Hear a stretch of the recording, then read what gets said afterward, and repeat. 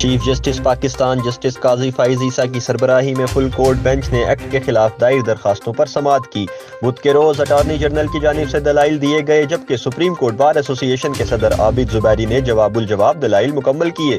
یاد رہے کہ عدالت عظمیٰ نے پریکٹس اینڈ پروسیجر ایکٹ کے خلاف درخواستوں پر سماعت بدھ تک ملتوی کر دی تھی۔ گزشتہ روز ہونے والی سماعت کے دوران متحدہ قومی موومنٹ کے وکیل فیصل صدیقی نے اپنے دلائل مکمل کیے، جبکہ پاکستان بار کونسل کی جانب سے ایکٹ کی حمایت کی گئی۔ سوال سے پہلے وکیل کی دلیل پوری تو ہونے دیں۔ چیف جسٹس سوال کرنا میرا حق ہے۔ جسٹس منیب اٹارنی جنرل کے دلائل بدھ کو سماعت شروع ہونے پر اٹارنی جنرل منصور عثمان اعوان نے اپنے دلائل کا آغاز کیا اور کہا کہ تحریری جواب کی بنیاد پر دلائل دوں گا، جس پر چیف جسٹس قاضی فائز عیسیٰ نے استفسار کیا کہ آپ یہ کہہ رہے ہیں آپ سب باتیں دہرائیں گے؟ نہیں، ہائی الرٹ کریں۔ نہیں، ہم ہائی الرٹ کریں گے۔ اٹارنی جنرل نے کہا کہ میں آرٹیکل 191 اور عدلیہ کی آزادی کی بات کروں گا۔ 3 سوالات اٹھائے گئے تھے جن کا جواب دوں گا۔ آئین میں کئی جگہوں پر سبجیکٹ ٹو لاء کی اصطلاح آئی۔